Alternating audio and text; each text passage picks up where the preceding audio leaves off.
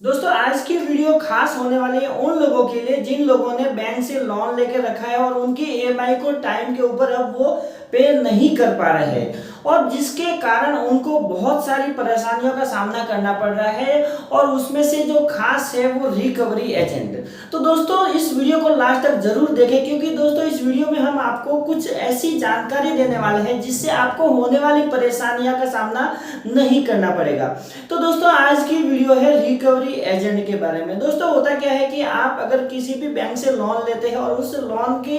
जो ईएमआई होती है वो अगर आप 3 महीने या फिर 6 महीने तक रेगुलर पेमेंट नहीं करते हैं तो उसमें क्या होती है कि बैंक आपको एक नोटिस भेजती है जिसमें आपको कहा जाता है कि आप जो बैंक की जो ईएमआई है वो क्लियर करें या फिर आपका जो ड्यू अमाउंट है वो क्लियर करें। ऐसे में दोस्तों आपकी परिस्थिति खराब होने के कारण आप उस ईएमआई को पे नहीं कर पाते हैं और जिसके कारण बैंक वाले थर्ड पार्टी यानी कि रिकवरी एजेंट को आपका जो केस होता है उनको सौंप देते हैं और रिकवरी एजेंट किसी भी तरीके से आपसे पैसा वसूलने की कोशिश करते हैं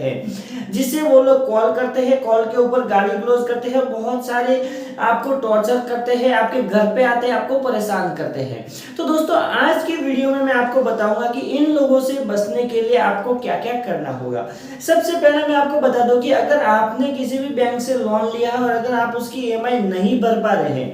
यानी कि आपके पास पैसा नहीं है तो दोस्तों उसमें आपको परेशान होने की कोई बात नहीं है। अगर आपके पास दोस्तों पैसा है और आप फिर भी अगर आप पेमेंट नहीं कर रहे हैं तो इसमें आपकी ही गलती है। अगर आपके पास पैसा है तो आप उसका जो अमाउंट होता है आप उन्हें दे दें क्योंकि अगर आप नहीं देते हैं तो किसी भी बैंक वाले आपको कोई भी मतलब लोन जो लिया होता है उन लोन की जो रिकवरी होती है वो आप थर्ड पार्टी रिकवरी एजेंट के थ्रू करवाते हैं। तो दोस्तों ऐसे में अगर आपके पास पैसा नहीं है, आपकी परिस्थिति खराब हो चुकी है, आपके पास जॉब नहीं है और आप ऐसी स्थिति में उस पेमेंट को नहीं दे पा रहे हो और ऐसे में आप परेशान हैं रिकवरी एजेंट से जो कि घर पे आते हैं, आपको कॉल करके परेशान करते हैं, आपके रिश्तेदार तक भी वो लोग कॉल करते हैं और सबको धमकियां देते हैं जिससे आपकी जो परेशानियां हैं वो बढ़ जाती है। ऐसे में क्या होता है ज्यादा करके तो यही होता है कि लोग सुसाइड कर लेते हैं और दोस्तों इसी के कारण दोस्तों मैं एक वीडियो बना रहा हूँ। इस वीडियो के माध्यम से मैं आपको वो सारी जानकारी दूंगा जिससे कारण आपको परेशान होने की जरूरत नहीं है। दोस्तों सबसे पहला काम तो यही है कि अगर आप पेमेंट नहीं कर पा रहे और आपके पास किसी भी रिकवरी एजेंट का कॉल आता है तो आप उनको बोलिएगा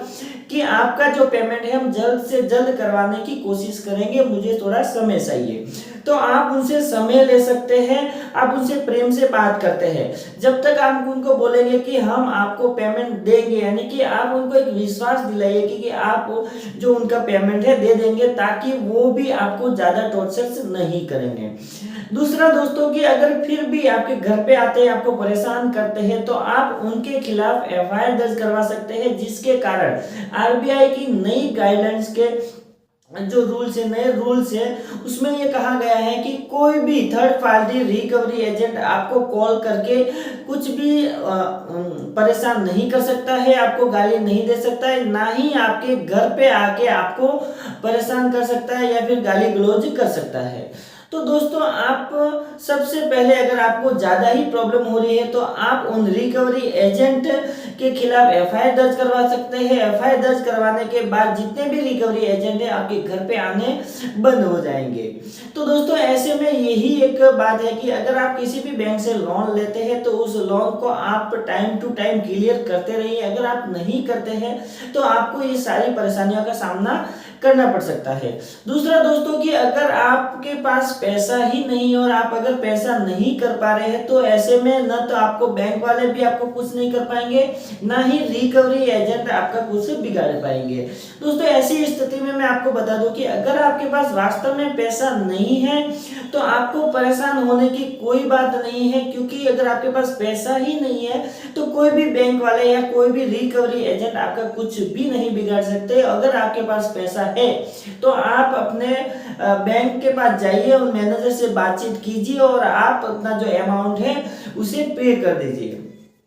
तीसरा दोस्तों कि अगर आप किसी भी बैंक से लोन लिया है और अगर आप उसकी ईएमआई को बहुत दिनों से यानी कि 2 साल 3 साल हो गए हैं और आप उसकी ईएमआई को पे नहीं कर रहे, ऐसे में बार बार आपको बैंक की तरफ से भी कॉल आते हैं, आपके घर पे बहुत बार अगर नोटिस भी आया है और आपने नोटिस का भी जवाब नहीं दिया है, रिकवरी एजेंट भी आपके घर पे आते हैं, आपको परेशान करते हैं, तो ऐसे में दोस्तों एक ऑप्शन आता है सेटलमेंट का ऑप्शन, जिसमें अगर आपने मान लो कि 1 लाख रुपए का लोन लिया है तो आप बैंक में जाके वहां पे आप बता सकते हैं कि मुझे सेटलमेंट करना है, और सेटलमेंट जब आप करते हैं तो आपको कम से कम 20% या फिर 40% अमाउंट देना पड़ता है, और वहां पे आप उस अमाउंट को देके अपने लोन को क्लोज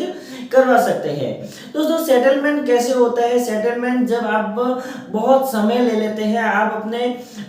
पेमेंट को नहीं कर पाते हैं, तो आपका जो लोन है वो एनपीए में चला जाता है, और एनपीए में चला जाने के बाद बहुत समय के बाद अगर आप फिर भी आप अगर पेमेंट नहीं करते हैं तो आपका जो लोन है आगे फॉरवर्ड कर दिया जाता है, और फिर बैंक वाले एक ही ऑप्शन आपके सामने रखते हैं कि अगर आप अपना पेमेंट नहीं कर पा रहे, एक साथ में नहीं दे पा रहे हैं, तो आप सेटलमेंट करके अपने जो लोन अकाउंट है उसको क्लोज करवा दीजिए। तो इसी स्थिति में आप सेटलमेंट करवा सकते हैं। सेटलमेंट कराते समय भी आपको सावधानियां रखनी है कि आपको प्रॉपर तरीके से जो भी आपको स्लिप मिलती है वो स्लिप आपको ले लेनी चाहिए। बहुत सारे ऐसे रहते हैं जो फ्रॉड हो जाता है कि आपको बीच में ही सेटलमेंट का ऑप्शन दिया जाता है, आप जब वहां पे सेटलमेंट करते हैं और अपना अमाउंट देते हैं लेकिन बैंक वालों तक वो अमाउंट नहीं पहुंच पाता है, ऐसे में भी बहुत सारी परेशानियां आपको हो सकती है, आपका दिया हुआ पैसा वहां पे डूब सकता है। तो दोस्तों अगर आपने किसी भी प्रकार से कोई भी लोन लिया है तो सबसे पहले बता दो कि अगर आपके पास पैसा नहीं है तो किसी भी प्रकार से आपको घबराने की जरूरत नहीं है। अगर आपके पास पैसा है तो आप इन लोगों का पैसा दे देना चाहिए। रही बात रिकवरी एजेंट की, तो दोस्तों रिकवरी एजेंट का आप सामना कर सकते हैं। अगर वो घर पे आते हैं, गाली गलौज करते हैं, तो आप उनकी भी पिटाई कर सकते हैं, उनको एक बार सबक सिखा सकते हैं। ऐसे में वो आपका कुछ भी नहीं बिगाड़ सकते, क्योंकि आरबीआई की नई गाइडलाइन के अनुसार वो कुछ भी घर पे आके आपको गाली गलौज नहीं कर सकते हैं, आपको हैरेसमेंट नहीं कर सकते हैं। अगर आप पेमेंट देना ही चाहते हैं तो सही तरीके से पेमेंट उनका दे दीजिए, क्योंकि ऐसे में क्या होता है कि अगर आप ऐसे पेमेंट नहीं करते हैं तो आपको रिकवरी एजेंट के द्वारा परेशान तो किया ही जाता है, साथ में आपका जो सिविल स्कोर है उसे पूरी तरह से खराब कर दिया जाता है, जिसके कारण भविष्य में आपको किसी भी बैंक से लोन नहीं मिलता है। इसके लिए मैं बार बार यही कहता हूं कि अगर आपके पास पैसा है तो आप अपना जो लोन है वो टाइम टू टाइम क्लियर करते रहिए। अगर आपके पास नहीं है, आपकी स्थिति खराब है और आप नहीं कर पा रहे हैं, आपकी जो प्रॉब्लम है वो ज्यादा बढ़ गई है, आपके पास जॉब नहीं है, कोई भी तरह का इनकम सोर्स आपके पास नहीं है, तो आपको डरने की जरूरत नहीं है, आपको किसी भी प्रकार से कोई भी टेंशन लेने की जरूरत नहीं है। ये ना तो बैंक वाले आपका कुछ बिगाड़ सकते हैं, ना ही ये जो रिकवरी एजेंट है आपका कुछ बिगाड़ सकते हैं। तो दोस्तों रिकवरी एजेंट अगर आपको परेशान करते हैं तो आपको मैंने जो ऑप्शन बताए आप उस ऑप्शन